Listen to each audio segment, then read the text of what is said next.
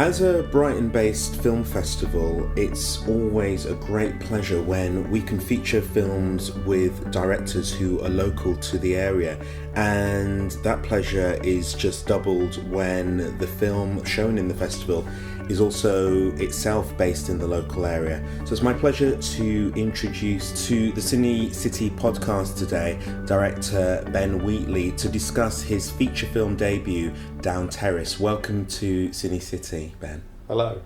So before we dive into specifically talking about Down Terrace, let's just find out a little bit more about you and how it is that you came to directing, because I know that you've written quite a lot for TV and you've directed for TV as well. And I also earlier kind of saw an interview that you'd done that's online. It was kind of grilling you for Channel 4 about your viral videos. I've got a website called Mr. and Mrs. Wheatley, and I've kind of been working in marketing, and I used to do corporate videos, and those adverts for shopping centres and for carpet places, regional ads. You always wonder who directed those terrible things, and it was me, for a bit. I was working in marketing, and kind of we had this company that was like right on the forefront of doing online stuff, and we went horribly bust during the .com crash, and I found myself very much on my arse at home, and started just posting stuff online. Just had this little website, and kind of over a matter of a few months started getting quite a lot of traffic through it. So lots and lots of people visiting, and then basically from that I started getting offered work. So at a point where I'd kind of given up I just thought I'd never get to direct. I always wanted to direct from when I was a kid, but I'd tried, and and it hadn't gone very well. But as soon as I didn't think about it anymore, people were actually asking me to do it for money. So I started doing. At first it was animation because it was the easiest thing to produce, so I didn't have to get any friends around or anything like that, and I just could sit in my room and write it and animate it and do it, and used to do it in Flash and After Effects and stuff. But after a while I started kind of filming odds and sods and talking to my mate Rob, who I've been kind of making films with for years and years and years, and we made a little piece called Cunning Stunt, where he jumps over a car and then gets run over. And it went ballistic. It had millions and millions and millions of hits across the world, and still gets millions today. And basically off the back of that, I started getting calls from people going, do you want to come and do it commercially? And so I started making viral videos for online campaigns and stuff. But at the same time, I started getting seen by TV companies, and I started doing little bits of work for them, which is a lot of it was editing actually to start with, but then ended up directing stuff as well. That move from you just having free reign because you just wanted to make things into then being commissioned to make things, was that ever a battle, as in then having to satisfy a client as opposed to just having this open reign, or was it that they came to you because they went, well, you obviously know what you're doing, you're putting these videos out, we're happy to trust you? Yeah, it was kind of quite natural really. In that situation you're never often asked to do something that you haven't done before. That's how they work, ads. You can't, the commissioning of them doesn't work like they take a sudden leap of faith and go, oh, do you want to do some beautiful thing, car ad? They're never going to ask me to do that until I can demonstrate I can direct that kind of stuff. So it's a bit of chicken and the egg. So basically my stuff on my site was all quite raw and nasty or funny, or it involved like kind of After Effects-y trick photography stuff. So therefore I got a lot of work like that and started making more and more of that kind of thing. It was a bit more of a leap of faith when I did, because I directed all the live action stuff in Channel 4's Modern Toss, because I'd edited it originally with Joe Cornish, directed the pilot one, and I'd edited it and got friendly with John and Mick, who write Modern Toss and write and produce the TV show, and I kind of begged them, and then they let me do it. But it was a definitely leap of faith, that from going from doing kind of short stuff, nothing I'd done up to that point had really been over a minute or 2 minutes, to doing longer sketches of 3 minutes. And then from there I did 2 series of Toss, and I had a big break doing Wrong Door, which was 6 episodes which I directed and wrote about an hour's worth of as well, which was for BBC Three. Yeah, and then obviously you then also had Ideals. Yeah, that was after, yeah. And again, that was quite a leap from going from doing sketch material to doing a kind of more like an ongoing comedy drama like Ideal is. I think Ideal was where I kind of really cut my teeth and kind of started to understand blocking and how to put together a scene, and that really inspired me to do Down Terrace. It was off the back of doing Ideal that I'd written the script with Rob, and Rob's an editor as well, so he edited Wrong Door and Ideal as well, and Toss Series 2, and we kind of thought, well, this is it, we'll you know, Ideal is very structured and in its production and kind of very detailed and meticulous. There's a script that we stick to down to the last comma, and it's lots of beautiful tracking and like massive crew, and we thought we'd go completely the other way with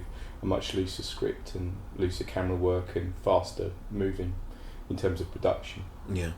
Yeah, before we started recording, we were kind of joking. I was saying that, you know, I'd heard about Down Terrace and that it was a British crime film, and all the kind of notions that throws up into your mind, you know, not necessarily good. But, you know, for anyone who, well, actually, you know, everyone listening to this wouldn't have seen the film, I wouldn't imagine. How would you describe the film? I've always had a problem with the elevator pitch for this film. And when people ask me what it is, I say, oh, it's nasty people being nasty to each other in rooms. The thing was that we didn't ever had to pitch it to anyone. We did it with our own money, so we never had to kind of boil it down, and it never had to fit in neatly into any particular genre. So I just wrote it, we just did it. So I don't know, I mean, it has crime in it, but it's a kind of a hybrid of kind of movies. I'd say we were thinking about, they're going to sound terribly conceited if I just say what films we were thinking about. But we were thinking about performance, and we were thinking about the Alan Clark stuff, and more, you know, Cassavetes' improvisational stuff and looser mock documentary stuff, and we weren't thinking of the last cycle of Cockney gangster movies.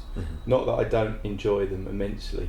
I'm a big fan of Ritchie's stuff, and I'm a big fan of what was this? Or the other day it was terrific. It was The Rise of the Foot Soldiers, which is just awesome, you know, in its way. I'm certainly not snobbish about that stuff. I think it's good. You said that you funded the project yourself. Did you, at any point when you had the script, did you start shopping that around? No, we never showed it to anyone, and I don't know whether it's just naivety or what. I mean, in the past I've kind of toyed with applying to like smaller film funds and stuff, but then whenever it approached and you get the application and then all these questions, and then you got to sit in front of people and explain yourself, it's like, oh no, I do this in my job, you know. If I'm pitching for an ad, I go through an exhaustive kind of thing of talking to clients and agencies and like, you know, dotting every I and crossing every T and getting it exactly right for a whole range of people, you know.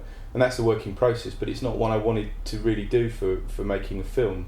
And because I'd kind of looked into and understood the technology of the post and the shooting and the camera work and stuff, I thought, well, there's no reason it has to cost much money, so why would we take people's money who would then have input into it on this level, you know? Not to say that obviously as things move forward that I'll enter into that world, but for this one I knew that also that if I'd shown anyone the script, they'd have had a million and one things maybe rightly to say about it that we shouldn't do, but I just thought, you know, it's not what it's about. It's about doing it and getting out there and making it and finishing something, and not starting on a journey that's going to take me 3 years if I'm lucky to get it ever made, you know. Yeah. With lots of people kind of looking at it and going, well, you know, well, exactly, they have your reaction and go, so it's a British crime film. Fuck off.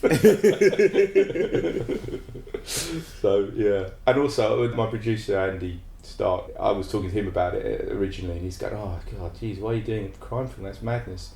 And then I sent him the script and went, oh yeah, all right, yeah, no, actually it's good, we'll do it. But he's saying all along, God, just make a horror film, we'll be fine, you know. It'll be fine. And you know, and it is a hard sell now, but you know, it is what it is. I'm not, you know, we didn't compromise it at any point. That's fine. The you know, the description for the film that's up on the CineCity website is that it's kind of like as if Mike Leigh had, you know, directed a kind of the thick of it-esque comedy. Wasn't it? No, it's Ken Loach meets The Sopranos, isn't it? It was the Rain Dance quote, and I remember hearing someone say that you got to watch this film. It's like Ken Loach does The Sopranos, and the bloke turned around and said, why the fuck would I want anyone to change The Sopranos? So, you know, it does fit into that. It is an English aesthetic or British aesthetic of television drama. It fits within and kind of stuff that's not really made anymore, that kind of much more verite, real, scary, real performances and, you know, lots of emotion, which is a sad thing that you don't see it that much anymore. And when you check out the kind of drama of the late 70s, early 80s of British television, it's amazing, you know. You said, going back to the script, that making this film was kind of almost a reaction to how tied down you had to be on Ideal. So